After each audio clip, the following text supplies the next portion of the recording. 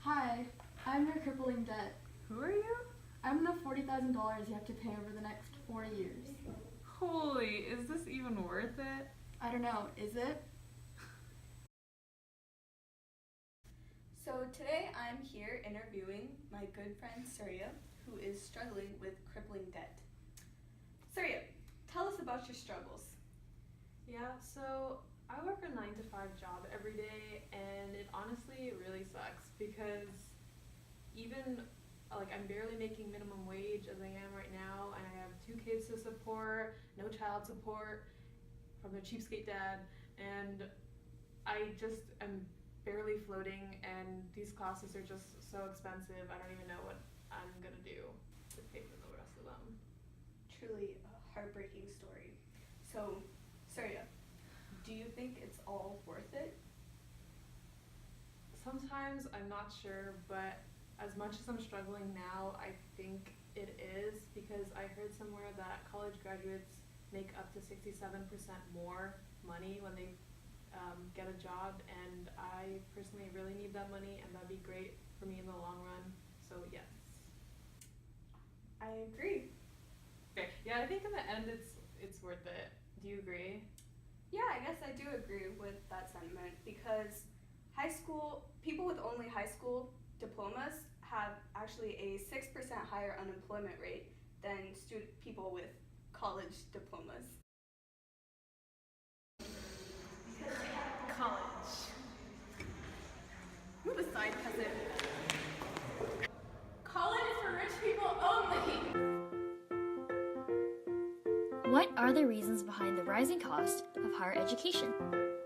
One reason for the increase in cost is the prevalence of competition among different schools.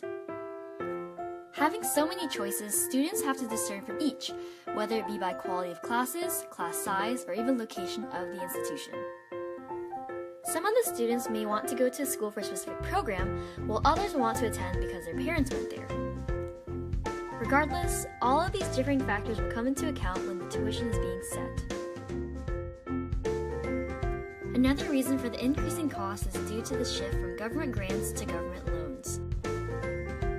It first began with the GI Bill of Rights, which enabled higher education for the middle class by providing grants to make college and other things more affordable. However, inflation later hit the U.S. economy, causing tuition and other fees to quickly increase and level off the current inflation.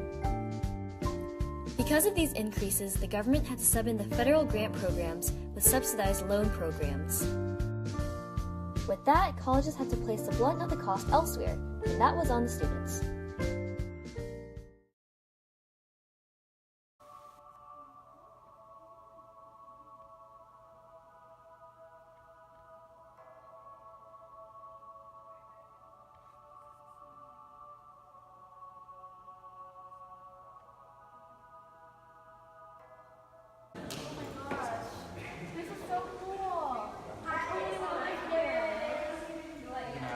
Second mortgage on the house. This is insane.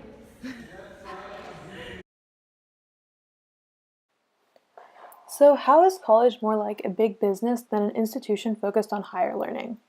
For one, colleges are currently competing against each other among other institutions to get the largest mass of students on their campus. They go about this by becoming for-profit or privately owned.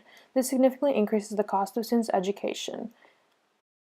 So how are colleges resembling corporate culture? For one, they are going about by branding themselves through the use of luxury living, like nice dorms, gourmet meal plans, and other amenities.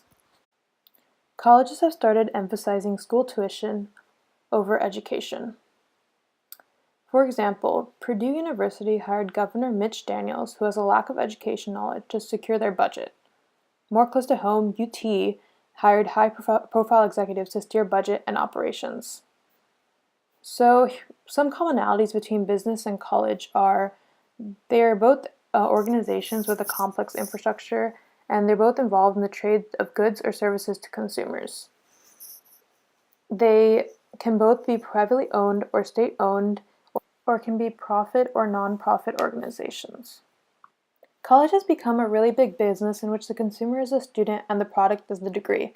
The rationale on why this has negatively impacted upward social mobility lies in the fact that the inequality limits the power of social mobility. Education has been known as a way for people to move up the social ladder. Education in turn leads to increased income, but because of how education is run like a business in which students are put into debt for their degree, upward social mobility becomes extremely limited. Schools are backed by the government through funding and don't have to worry about students not having to be able to pay their tuition, so that it can just keep charging them.